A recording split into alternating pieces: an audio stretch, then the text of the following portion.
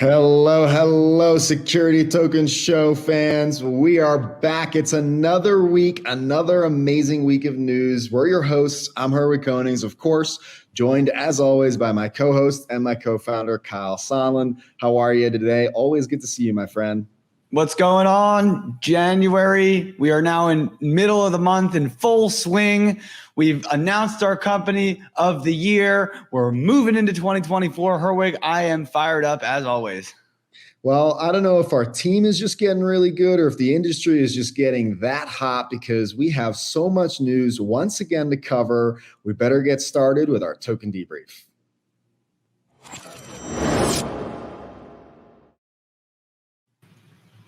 And as always, we have our guest contributor, Jason Barraza from the STM team. How are you, Jason? Doing great. Really excited to dive into another week of news. As you guys mentioned, there's lots to cover, so let's dive right in.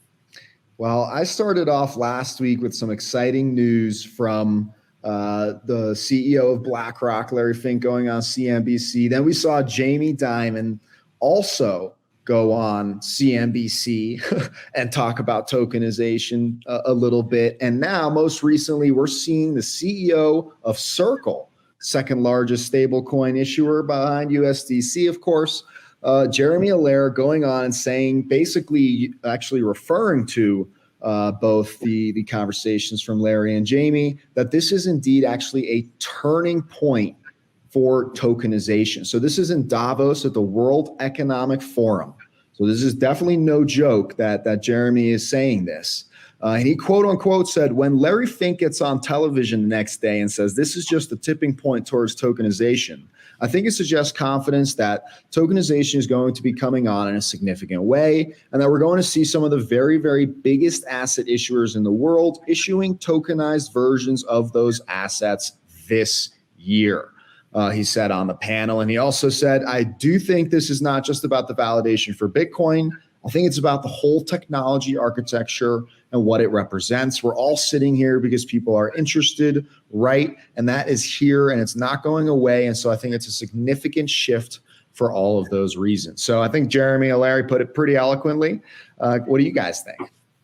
I just think it's fascinating to watch some of the most powerful people in the financial sector all giving their thoughts and commenting on the future of this technology. You look at the differences between Larry Fink and his super large vision, and of course Jeremy Allaire, somebody that's been very well versed in this industry, and you compare that to someone like Jamie Dimon, who had some of the opposite things to say, despite the fact that his company is one of the most active in the industry with respect to blockchain infrastructure. It's fascinating to think about not only their perspectives on the surface, but what that could mean for what they're building and maybe some of the other incentives that are driving some of their public discourse.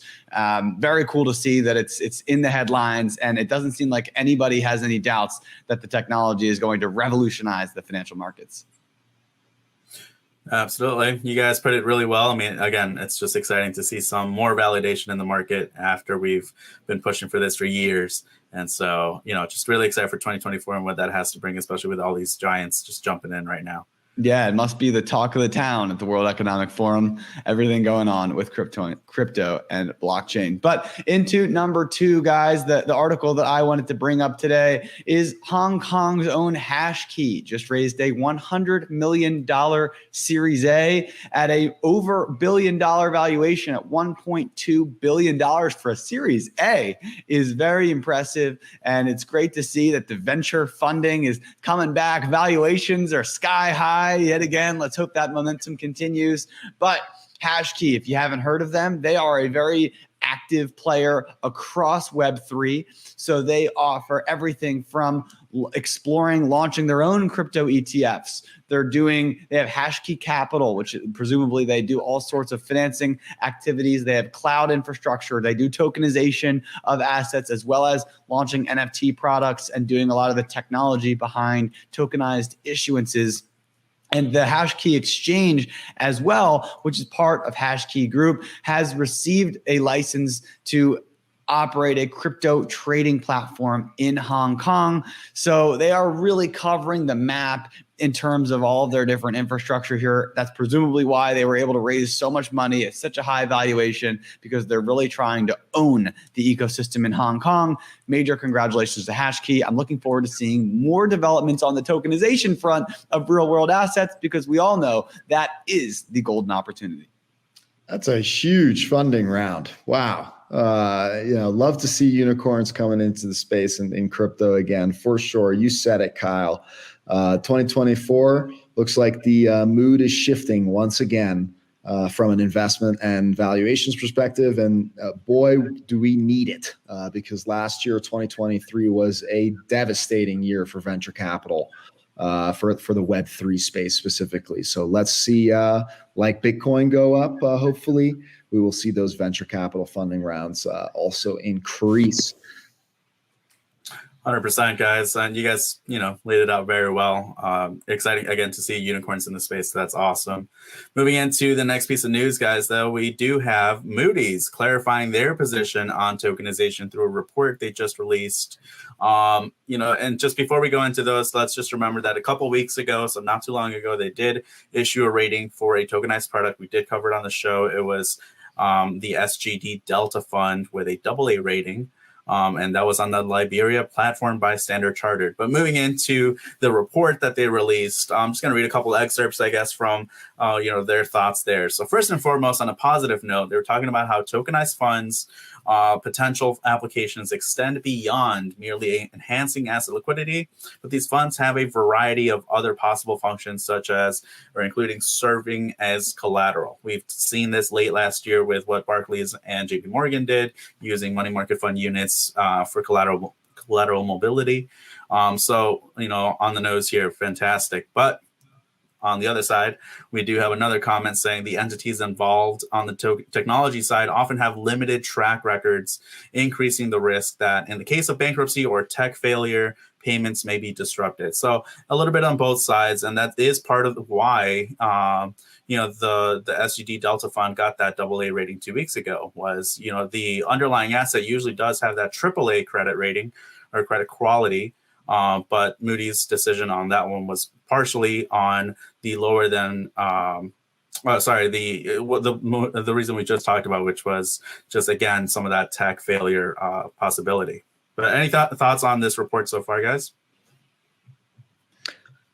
I mean, I think it's Moody's being very, prudent about the situation. They're recognizing that, this is a new technology, and with any new technology, there come usually unknown risks. And of course, we don't exactly know to what degree Moody's is familiar with this, but we have to assume they've got a pretty strong team that understands the technology, hence their, ability to recognize the efficiencies and benefits. So it's nothing new to see when it comes to ratings, specifically as we've seen in the past, lack of track record and other things for issuers.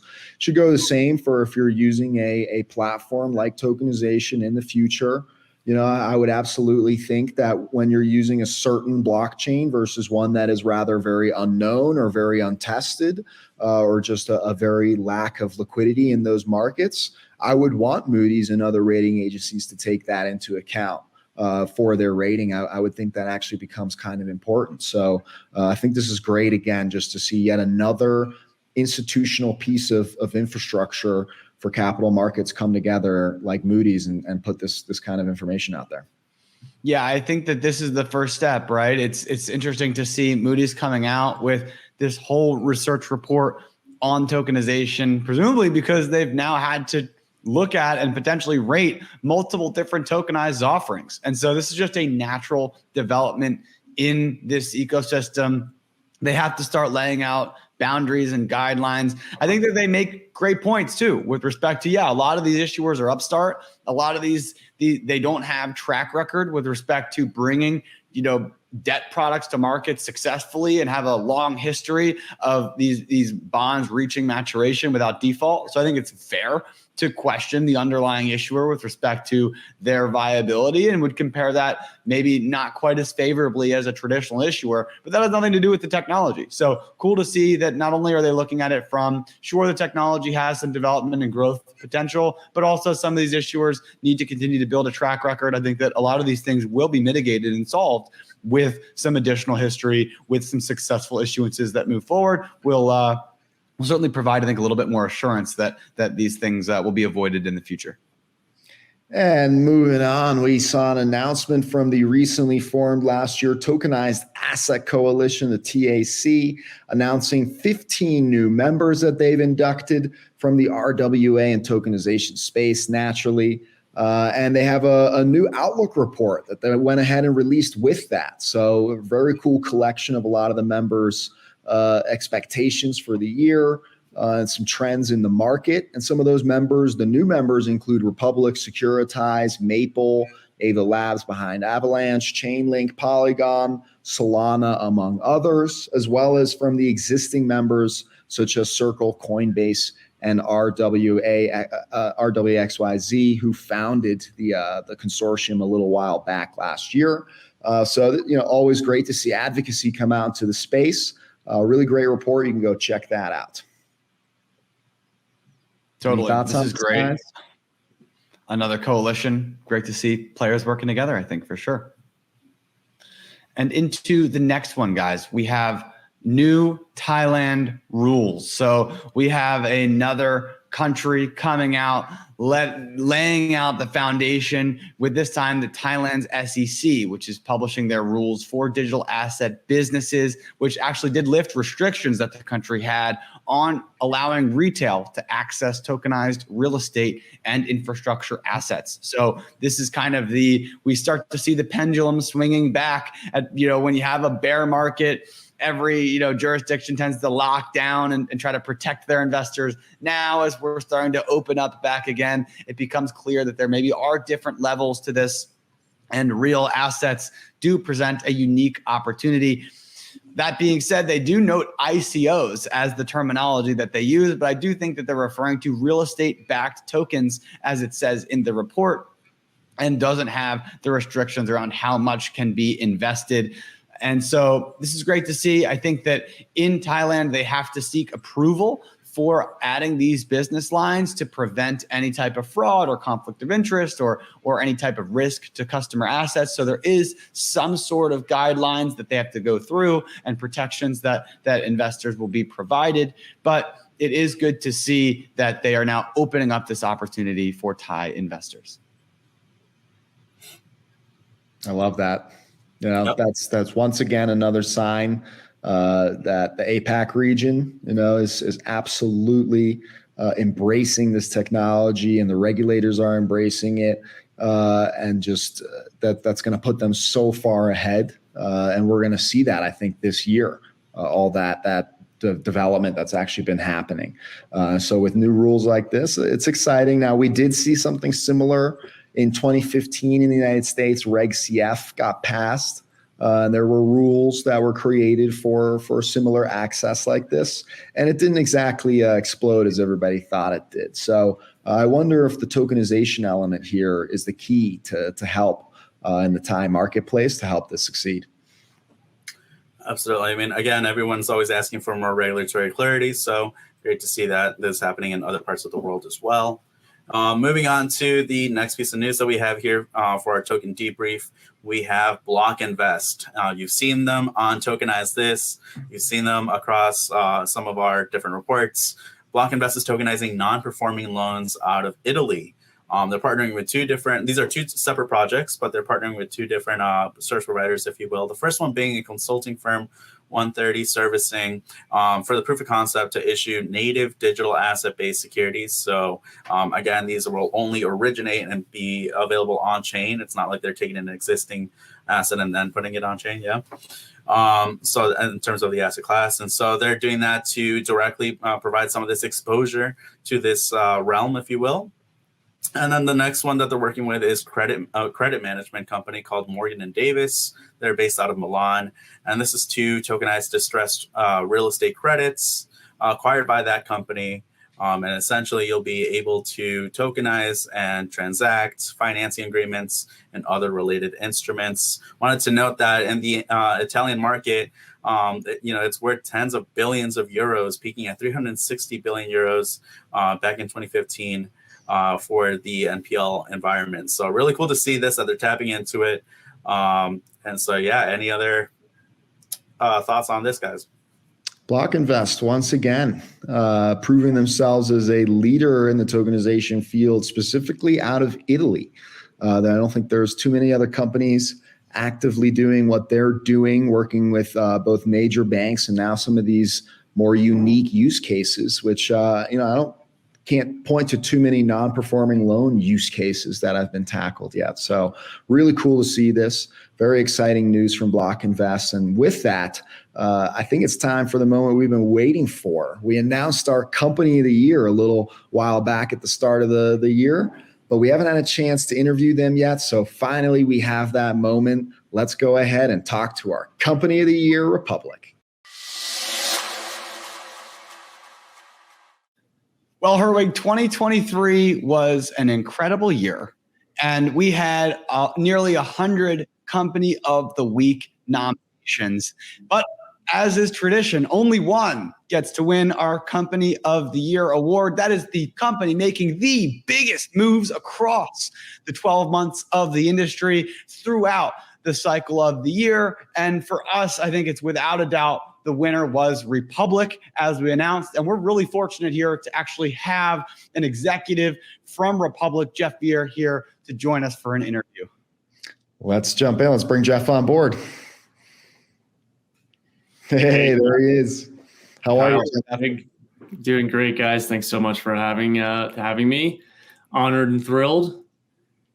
Yeah, we really appreciate you being here, and Republic is such a stalwart in the crowdfunding arena, being a leader in that industry for so long. It's really exciting to see a platform like that really getting involved in tokenization in such a major way. Could you just kind of set the scene on your experiences and how you got involved and what's exciting for you and the company about tokenization as a technology? Yeah, for sure. And good to remember just a bit of history, Republic, born out of the, 2016 Jobs Act for regulated crowdfunding and allowing for non-accredited investors to really access early investment opportunities and wealth opportunities. 2017 Republic Crypto, it was born inside of Republic to really focus on tokenization as a crowdfunding technology. And here we are now all the way out in 2024, and we've been working on it all those years. I came on 2 years ago to kind of assist in that journey and really was impassioned by the story and the mission and everyone's dedication to achieving it.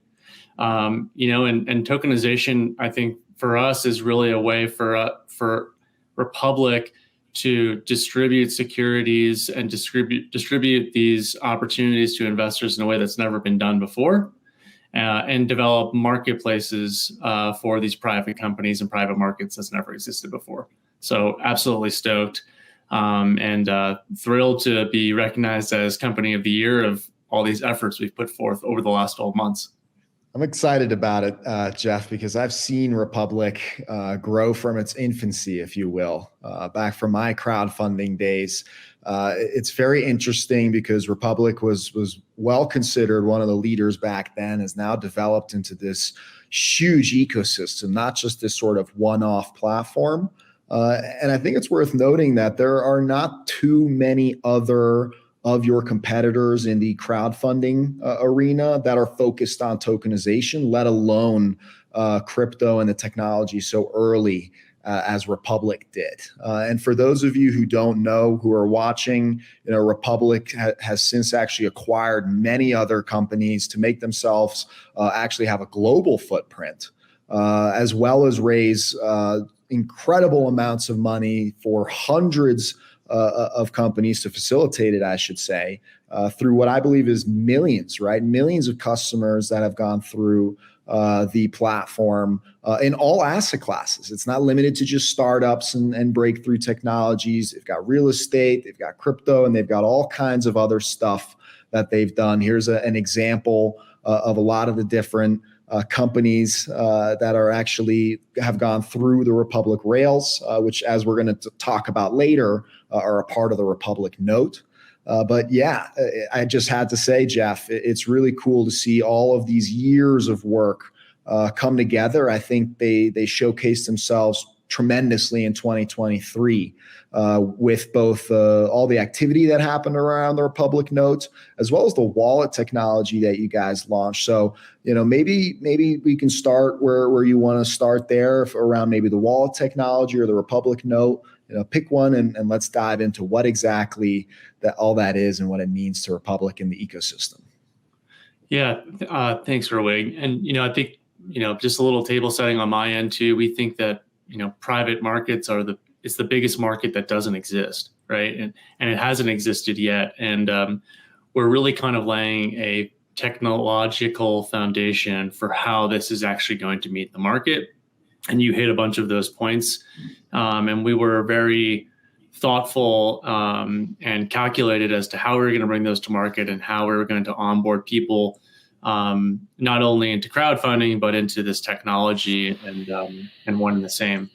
So over the last year, we've been seen testifying in front of Congress for things like digital asset market structures. We've been tokenizing various offerings on the platform. And two of the biggest things that we did on the tail end of this year was, one is to launch the Republic Wallet. The Republic Wallet is a multi-signature, multi-chain wallet that is self-custody. So that's an important pillar that we always like to call out. This is a self-custody wallet. That is integral and important for actually onboarding people to crypto and to onboarding people to the custody of real-world assets and real-world asset securities, rather than doing that in a banked way. We think that there's going to be a healthy mixture of those, but it's important for us to actually onboard people as private key managers of the assets that they own in true ownership. So we're really proud of that. And then with the launch of the wallet, we soon thereafter followed with the launch of the Republic note, which many people are familiar with to date. We've talked about on the show before, but Republic note is an index of all of the raises that have been done on the Republic platform since 2016, as well as strategic investments that have been happening with the Republic venture teams. And that index is all bundled up in a basket asset called the note. And we allowed for people to create a wallet, invest in the note, and actually take custody of it in the wallet. And since the wallet's been launched, we've got over 11,000 self-custody wallet users, which is, we think astonishing. And then the note brought on about a little over 4,000 of those self-custody users. Wow. The Republic note is, first of all, the wallet, I think, is such a great technology. It's so easy to sort of put up a platform. I won't say it's easy, but it's easy to kind of get people together and not realize that, hey, you need to really take everybody from 0 to 1. A lot of these platforms out there, they just sort of expect you to have a MetaMask or have some kind of a wallet solution in place that needs to be compatible. As opposed to with Republic, if anyone has ever gone on the platform, I have to disclose, I've even invested through it myself. It's a fantastic user experience. It's something the team does really well over there. So I'm glad to see you took the initiative to actually create that self-custody wallet solution. One of the major features of tokenization is the idea of you get to hold your security again. This was, you live on an Excel sheet today.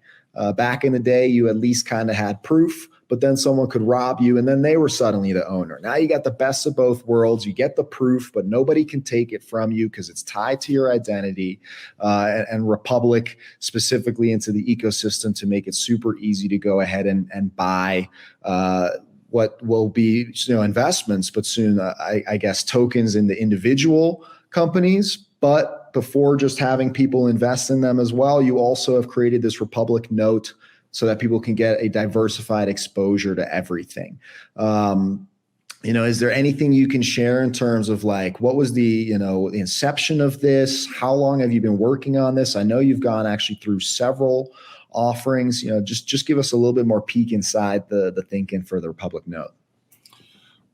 Yeah, so it's been a very long journey, the development of the Republic note and also the development of the Republic wallet. I actually came on over 2 years ago, and the Republic note, was effectively developed on paper. The structure of that instrument and that investment opportunity has existed for, I think, between 4 and 5 years, and we've been working on the wallet for at least 24 months, at least 2 years. So it's been a long journey. We also think that it's very, very important that we get more people holding their own assets in a wallet that they control, because one of the biggest barriers to the development of secondary markets is things like KYC passport. So if you go to an ATS today, and we made a strategic investment into INX with a motion to fully acquire, so we can complete this journey for users. But if you go to an ATS today, you have to complete a KYC process. Some cases you can use your own self-custody wallet. In other cases, you need to use a wallet provided by the platform. And then if you go to another ATS or another secondary market to access other assets that are on a different market, you have to do that process all over again. And those accounts do not speak to each other for regulatory reasons, for KYC reasons. So the ability to take your wallet and bring it and plug it into different environments will allow for you to be kind of the nexus of developing those markets. So it's a really important piece of the development of secondary markets for private securities that we just think needed to be there. So we started on that journey 4 or 5 years ago, 2 years ago, developing the wallet. We knew it had to be multi-chain. We knew it had to be multi-signature for KYB, for businesses to also take part in these offerings. And then importantly, for it to be self-custody so we can develop really, really robust secondary markets, with the user at the center of that equation. I think you bring up a great point, and so many people in the tokenized ecosystem, especially with respect to real world assets and tokenization, no one stops talking about liquidity, right? And this idea of actual liquidity. So from a platform like Republic that has demonstrated significant primary offering interest across all of your different deals, has helped so many projects raise millions and millions of dollars. How do you see liquidity being captured? Do you, like, some people might say the demand isn't there for these types of securities, but that might be incorrect, because as you guys see with Republic, there's certainly a lot of demand to invest in these types of things. Or on the other side, some people may say that technically that's the biggest hurdle, or as you mentioned, maybe compliance is the biggest hurdle. So where are you seeing that happening, and what do you think that looks like in with respect to liquidity on secondary markets? Yeah, Kyle. I mean, you're hitting the tip of the iceberg on this one. It's a really, really deep issue, but from a let's call it a 10,000 foot view, Republic has a tremendous amount of interest in these markets, right? Like, we are conducting offerings every single day of private securities and privately held businesses. So we know that the demand is there.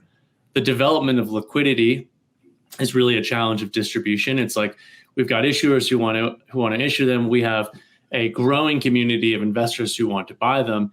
And then the third part of the equation is making a market for these things.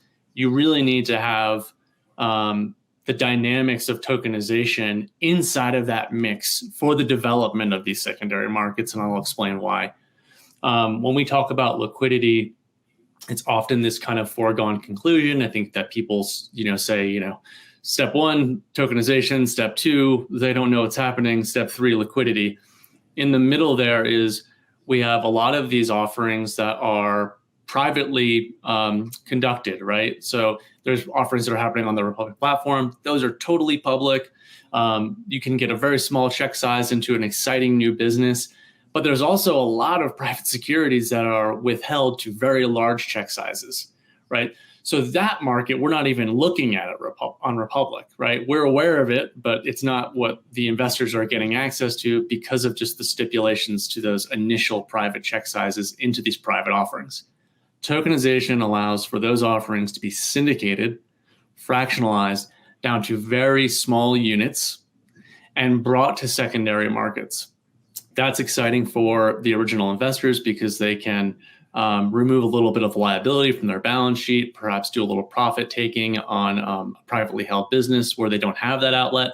And it's really exciting for investors who, are pointing at this really exciting private business that's grown over, 10, 20 years that they've always wanted to invest in, but have never had the opportunity. Mm-hmm. So the technology of tokenization, the unit of accounting, the ability to fractionalize everything down will usher in all of the excitement that we've seen from retail investment into a secondaries environment where there's the ability to trade, but also just simply purchase for the first time these privately held businesses. And it's, that's a piece where we know the technology is going to be integral. Well, we really appreciate you being here. And the final question that I have for you is I think projecting forward. So Republic, really, you guys have built a lot of the technology and you're trying to streamline this ecosystem from front to back. And now you've proven the concept with respect of the note itself. Do you see this being the future of crowd funds through the Republic platform? Is exploring tokenization and leveraging that in terms of crowdfunding and then potentially having this future option for liquidity? Or is this still going to be kind of a siloed opportunity for two separate types of issuers that maybe have different needs or interests? Yeah, great question. So, initially we're going to be focusing on two real archetypes of issuers. One are the issuers who are coming to us, which is right now, this is every day, an issuer who's coming to us and saying, we want to do a tokenized offering, and really working with them to understand why they want to do that from a primary offering perspective and working with them to do that. The second archetype is actually us working to target these really important cultural privately held companies where their audiences are enormous. And they have been vocal in places like social media about wanting to deliver equity to their patrons, to their customers, and just not having an outlet for them. We're working directly with those companies. And those will be very, very important businesses and issuers for the development of these markets, because those users or those future investors in those private businesses are going to create wallets. So they're going to firstly create a wallet. They're going to have an environment to take receipt of that tokenized offering. But also the amount of people who are going to follow an issuer like that into this space is much larger than a standard offering where really it's just an exciting young startup that's looking to extend their runway and looking to grow their business. So it's really kind of a two-pronged approach for what we're looking at as far as the growth of tokenized offerings over the year. That like targeting those really, really high caliber, exciting brands who are vocally saying, we want to do this, we just don't know how. And then working with the issuers who are coming to us and saying, it's an impetus for us to do this, and them driving the effort forward themselves. Right. Awesome. Wow. I got goosebumps. I'm so excited for what's coming this year. But last year, folks, the largest crowdfunding company in the world, ecosystem in the world, focused on tokenization, who's been working for years on this technology, on a unique structure, the note, so that you can get exposure to the hundreds of companies that are raising money through their platform. Last year, they launched wallet technology so that they can get their customers to self-custody, the tokenized note that they're bringing to market. They then went ahead and actually brought that to market, started distributing it, listed it on INX. It is now trading. If anyone has not picked that up, you can go check out the price at stm.co. But on top of that, you're actually even have invested in and even possibly acquiring the very ATS marketplace that you listed on. So for all of those reasons, it didn't really come anyone else too close in the competition. Republic has trailblazed last year. That's why you won our company of the year. That's why Republic was the year 2023, if you will. But it's now 2024, Jeff. So any mic drops, any hints, anything we should be looking forward to this year that we don't know about for Republic that you can tell us, that you can leave us with? Yeah, I can't name names, but I would say go to republic.com, create an account, create a wallet. We have really, really exciting assets and really exciting businesses that are coming to raise on the Republic platform in a tokenized way. As I'd mentioned, those businesses who have reached out on social media or media generally and kind of voiced this desire, we're going to be working with those businesses. A lot of those will be in kind of the sports and entertainment arena. So we're really excited to kind of grow that user base on Republic who is using the wallet to take receipt of these cultural events. So can't name names yet, but please be on the lookout. We are lining them up right now. It's going to be a really exciting year. Jeff, congratulations once again. Give our best to the rest of the team, and always a pleasure to have you on the show. We look forward to having you on again soon. Thank you so much, Kyle, Herwig. Just absolutely thrilled, and hoping we can repeat next year. Make it happen. See you soon. Cheers. Let's move on with the show to our market movements.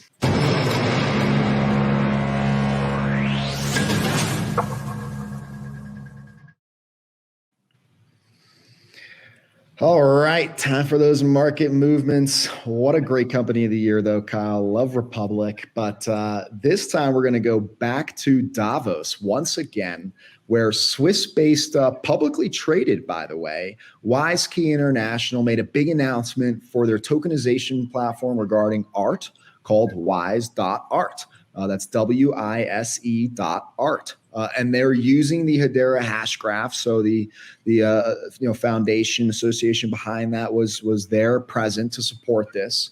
And of course, they will be tokenizing some art, which is great to see. I can't wait to see what kind of offerings they bring to market. But I love it when they eat their own cooking, because they also announced that they will actually also be tokenizing equity in wise.art. So very, very cool news. This is, again, a huge Swiss company. They're actually, I think, publicly traded both there and on the NASDAQ. I got to double check that again. But using Hedera, I think this is yet another big player in the space that's going to be putting out offerings, guys. Really cool to see. I think art is one of those asset classes that are just assets in general that's just making their way into tokenization a lot, especially last year, I think. So it's cool to see another one. We did see some here in the US. We saw some internationally as well. And so now to see that we have Wise.art out of this area, well, that's awesome. So great to see you guys. Exciting. Another big win for Hedera, who we've continued to see, continues to get wins with many different players, Archax, Red Swan, and others as well. Great to see them continuing to drive adoption of the tokenized securities space just as much as crypto. Guys, I have another article here. The Hashrate Asset Group has announced their distribution of the first tranche of their HAG token. This issuer is listed on INX, and they have announced that Hashrate Asset Token, that HAG token, those investors are getting additional tokens via their distribution. And so they actually were doing a Reg D and S through a private fundraise. And that first tranche that they raised, they're actually giving a bonus token set to those early investors, I guess, to incentivize them and reward them for being early supporters of the project. The Hashrate Asset Group, I believe, is a miner. The asset itself is correlated to Bitcoin mining and perhaps price, and it offers revenue sharing paid out in wrapped Bitcoin, which just means that it's Bitcoin that has been locked up on a different blockchain. I believe it might be on Ethereum in this case. So you're basically just getting a mirrored Bitcoin on the ETH network. So you could store it in your MetaMask or trade it on Uniswap or anything like that. And so the management team has all kinds of experience in Bitcoin mining, as well as they've worked for institutions like Goldman Sachs and SoftBank. And so they're doing that mining operation and then paying out shareholders through a revenue share token known as that HAG token. So major shout out to the team for not only fundraising, but for doing a distribution to their shareholders, adding shareholder benefits and value to their token. Great to see from Hashrate Asset Group. I think that's actually pretty big news. That's one of those examples of a full life cycle coming together here, which is awesome, from fundraising to now getting a return to investors. All of this on chain with a marketplace like INX behind it, a broker like INX. I think that's awesome. And I always love to see it when sort of crypto and tokenization merge done the right way. This is exactly one of those examples of that. So very cool stuff. Absolutely. I think I covered them on What's Trippin' back when they first started their raise here, the Reg D Reg S. I referred to them essentially as the US version of the BMN1 token, just because it's so closely, I guess, related in terms of the narrative of gaining exposure to Bitcoin mining and what they're doing there. So great to see, like you said, Herwig, that they came full circle here, and the investors are getting a little bit of a surplus here in terms of, some benefits for, supporting their venture early on. But so congratulations to Hashrate Asset Group and your investors. Moving on to the next piece of news, we have Redwood Trust. They just closed a $433 million securitization with Liquid Mortgage. This is the first SCMT securitization of this year, but their 14th using Liquid Mortgage technology for investors to basically have transparency and efficient access to data across basically these securitizations.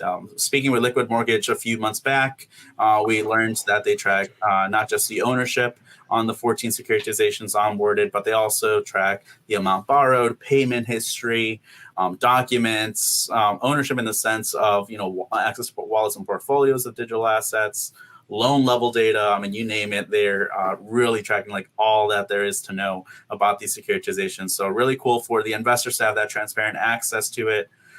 Important to note on the Redwood Trust side, this is on their Horizons Investments platform specifically, which focuses on real estate technology. Some of their notable portfolio companies I'm sure you guys have heard of is Liquid Mortgage, as seen here, but also Oasis Pro and Vesta Equity, all related to tokenized assets. Yeah, Redwood Trust, a huge issuer. They've invested in the industry. It's nice to see that they're launching very institutional based products, and hopefully they can bring in their investor base as well to get more comfortable in this space. That's what I'm talking about, guys. This is what I'm talking about. This is the type of stuff that nobody pays attention to unless you're in the industry, unless you're actually in the space and you're looking out for this. This goes over everybody's head. But this is capital markets transforming. This is massive securitizations now to the tune of billions through Liquid Mortgage that are happening because this is just a better, more efficient technology. And so this is going to keep on happening. I love to see this. Even if nobody else is really paying attention to this, I think this is really, really awesome to see. And don't sleep on Liquid Mortgage here. That's pretty amazing stuff. Moving on, we also saw another announcement from my recent Company of the Week pick, Texture Capital, a broker-dealer here in the United States for tokenized products, signing with Ticker Markets. So Ticker Markets is going to be using their PE and VC secondary marketplace on, or I guess using Texture Capital's technology as well as licensing, right? So they say that Texture Capital is going to be executing as the broker dealer and the ATS behind this new marketplace. Specifically, what this means is you're likely going to see LP units or fund units in different private equity and venture capital funds, likely meaning that there are existing investors that are trying to get out or partially get out of their investment into that fund. And Ticker Markets will then go ahead and power that marketplace so that they can go ahead and do that. They also provide benefits to general partners, GPs, and they can onboard their funds even before they have someone seeking liquidity. So they're going to be bringing in what I think is going to be a lot of hopefully institutional deal flow into the space, saying that Ticker provides a full stack service So I'm not so sure exactly what that entails, but it sounds like whether you're looking to tokenize as a GP or if you're an LP in the fund and you're looking to get out, looks like Ticker Markets it's looking to take care of you using Texture or Capital's technology and licensing. So really cool stuff. Yeah, they've done a good job in locking in deal flow and bringing in new clients. Texture has been in the game for a long time, continuing to just grind away. And that's what it takes in order to build that reputation and in order to build LP trust. And another great win for Texture. Yep, absolutely. And Richard Johnson, again, we talked to him recently, so I know that there's more in the pipeline that we're excited to cover in future Security Token Show episodes. So stay tuned for those. With full stack service, by the way, I guess that what they mean is, helping you figure out the legal part of what your issuance is going to be here, probably finding some of those buyers and sellers, and then I guess just start to finish. So full stack service always just has a good ring to it. Excited to see what that brings for some of these issuers. And I have another launch here, guys. This is for McNeill Investment Group. This is a large nationally recognized hospitality company and a real estate platform. And they have $600 million of assets under management through their real estate properties, through the assets that they have within the company, nearly 3,000 hotel rooms, and they've actually gone live on T0. So they are working with T0 in a primary offering. I think the minimum investment is $100,000 for the Reg D 506C, but major congratulations to T0 for landing a huge commercial real estate client, and shout out to McNeill for exploring a private fundraise through T0 through a Reg D 506C. And it'll be cool to see this asset be listed one day in the future. Not a ton of additional details there to share yet, as they just officially went live, but go to T0 to check out McNeill Investment Group and their commercial real estate investment opportunity. Big league. That's no small asset management firm. 3,000 hotel rooms. That's very interesting that they are also going live on T0. I wonder if there are any conversations going on with the Reserve platform that we mentioned in the past that just recently launched in partnership with T0, enabling access to hotels at a discount and benefits. Maybe there's some partnership there. Very, very cool announcement, Kyle. I'm a big fan of T0 being active once again, even if it's now on the primary side, like we've seen with many of the broker dealers on the secondary market starting to say, hey, we're gonna start also helping people raise money in the primary first. Totally. Absolutely. And final piece of news for this segment of the show, we have names. They are tokenizing reinsurance through their own marketplace. And this is launching on Base. This is Coinbase's blockchain. So cool to see that. And it's essentially a marketplace for alternative risk transfer and capitalization. So investors are basically going to get access to yield generating reinsurance. That were their first product on Base being the industry loss warranty, or the ILW contract, reinsuring against certain weather-related catastrophic events in Florida, which, based out of Miami, I mean, we're all too familiar with those hurricanes, especially Irma back in 2017. So cool to see a product related to that, hits home with us. And so other names, opportunities, or investments, just so people have a general idea of what you could expect on this platform would be, reinsurance, as we just talked about, for property and casualty, PNC. You have cyber, errors and omissions, directors and officers coverage. So all these different alternative investment options are now going to be starting to get tokenized, again, with the first one being this yield generating reinsurance one on Base. So really interesting, again, to see people gain that type of exposure ability that typically you just wouldn't get. Usually you get that exposure is reserved for pension funds or private equity funds, other major institutionals, not really for the individual investor. So cool to see that they're tapping into tokenization again to provide some of that access. Wow. That is yet another use case that most people probably have never heard of. Definitely not. I haven't until this. That is now coming to market. This is just once again proving the democratization of capital markets, of all asset classes, becoming accessible, becoming smart, and more efficient. And looks like Names is going to lead the way on the insurance side, which I know is another massive industry. So great to see this use case come to market, and especially looks like one of the first beneficiaries will be Florida to some regard. So hopefully that ends up being very successful. And tokenizing on the Base blockchain, more momentum coming to Base. We've seen Hedera and Base be two of the biggest winners so far here at the end of 23 and into early 24. So another win for them. Absolutely. And next we have an interview with Dinari. They're coming out with some new investment opportunities that are, I would say, rather exciting. So without further ado, guys, why don't we jump into that interview? Let's do it.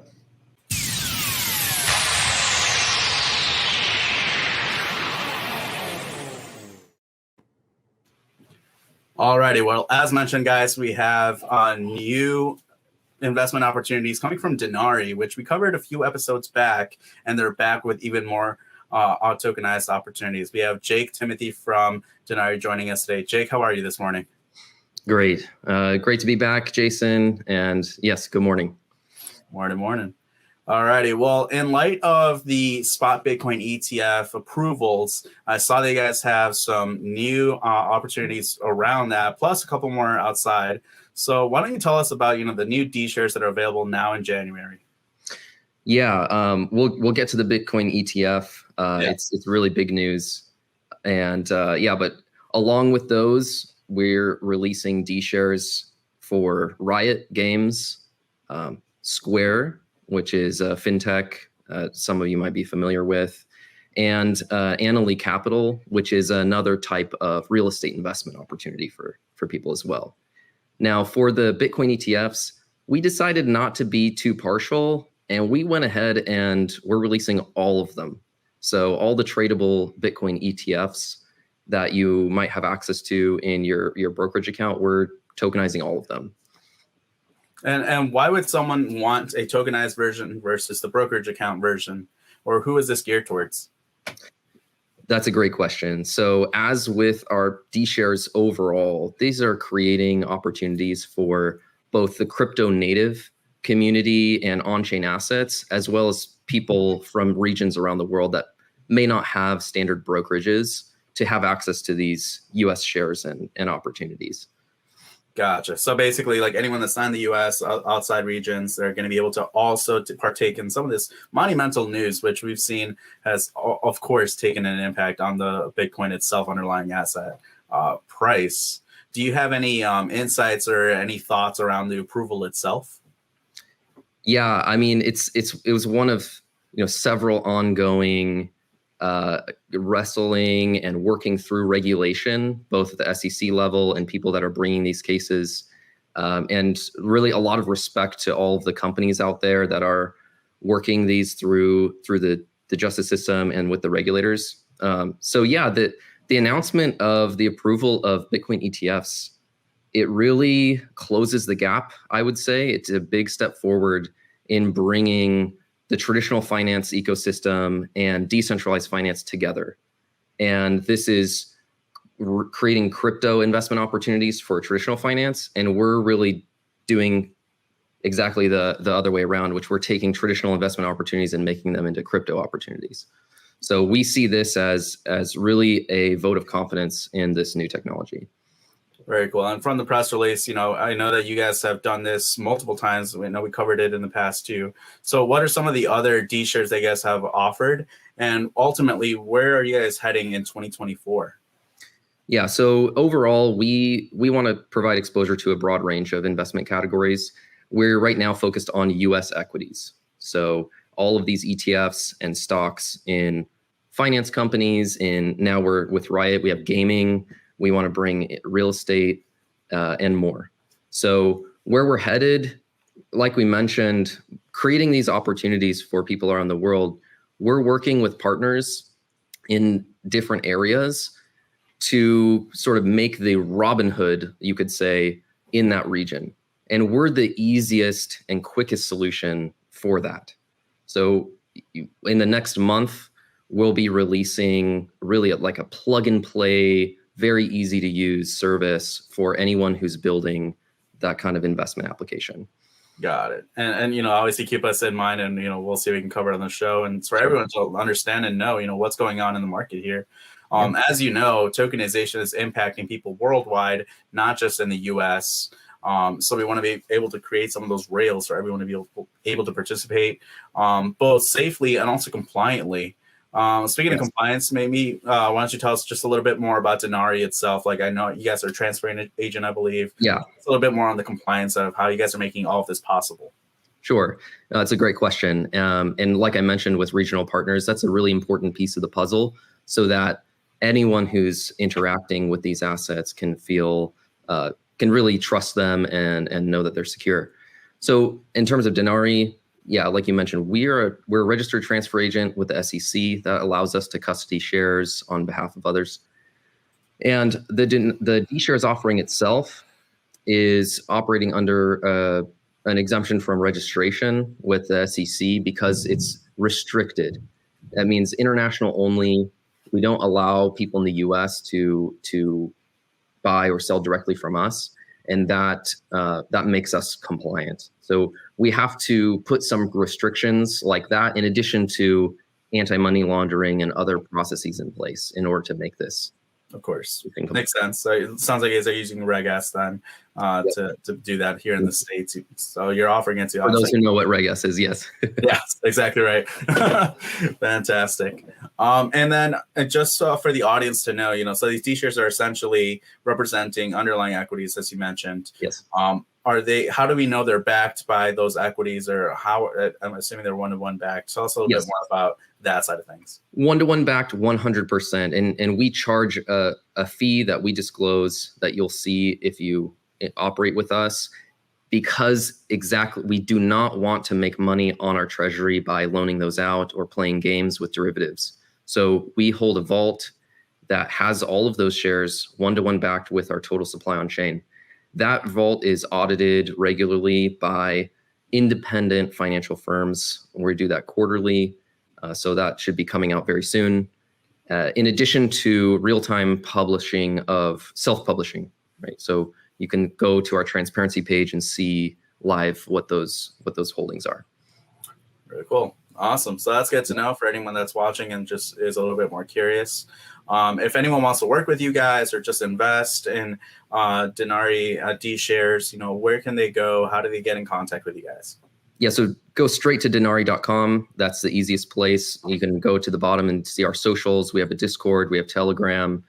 Please feel free to reach out if you have any questions at all, or if you're looking to partner with us to make something happen. All righty. Well, there you have it, guys. Thank you for joining us, Jake. Appreciate you having me on the show. And we are going to be moving on to the next segment of the show.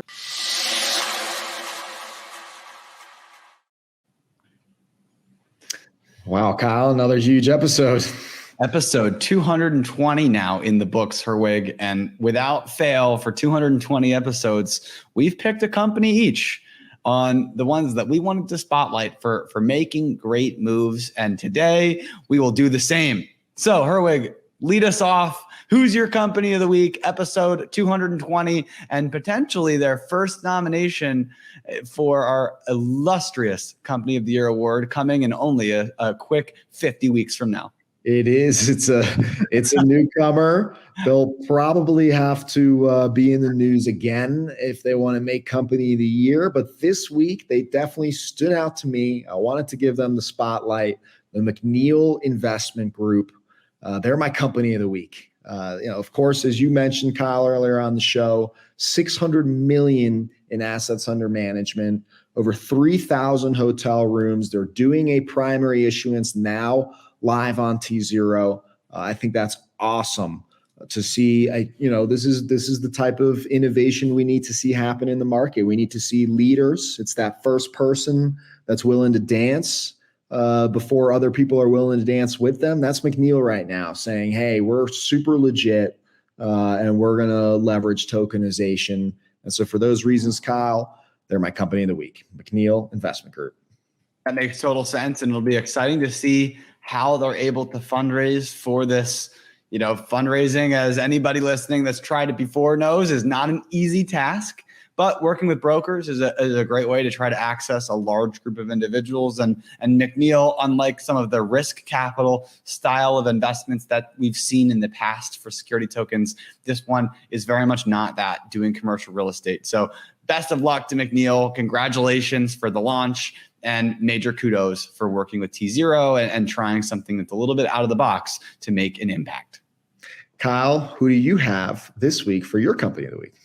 Well, Herwig, this is a company that we've talked about on the show before because they led, or at least participated in a big way in Oasis Pro Markets fundraise from a year or two ago. But I was totally caught off guard that Redwood Trust has done 14 different blockchain-powered securitizations to date, leading us with this $433 million securitization that they just did this week. I had no idea that they were this active in the industry, and maybe that's my fault, but perhaps if I didn't know, then probably a lot of the industry didn't fully realize this either. That is crazy. 14 different offerings, hundreds of millions of dollars being brought on chain. Major shout out to Redwood Trust for absolutely crushing it, putting their money where their mouth is, bringing real assets on chain and supporting the industry through their venture fund. I think that all of these reasons just absolutely make Redwood Trust a great winner of Company of the Week. People are sleeping on the mortgage industry, on the HELOC industry. We're seeing massive securitizations. Redwood Trust has clearly proven themselves as understanding and ready to go, and really a ambassador for tokenization in the space. That's actually two real estate related companies that we've chosen as companies of the week, Kyle. A good sign for things to come this year in 2024. Absolutely, Herwig. And that's our show. So if you like it, you want to support us, leave your likes of support, give us a retweet, give us a shout out, leave a comment if you want us to cover something, or you have any questions or anything like that, or reach out to any of us individually or through the company on Twitter, LinkedIn, X, wherever you prefer to watch the show. And Herwig, what are your closing thoughts? Well, we actually launched a new platform recently. So if you can't wait till next Monday for the news, and if you'd like this sort of digested in your inbox, as well as tapping into a 24/7 platform with an awesome community, free research and resources, as well as great webinars. I believe this week is going to be Mark Powers Hour, former SEC enforcement chief, giving us the rundown on the Bitcoin ETFs and what might be to come. But check that out if you're interested. It's completely free. It's called Security Token Prime. SecurityTokenPrime.com. Sign up for free. But with that, of course, I hope everybody has an amazing week. And I'm looking forward to seeing you again next week on Monday. And with that, happy tokenizing.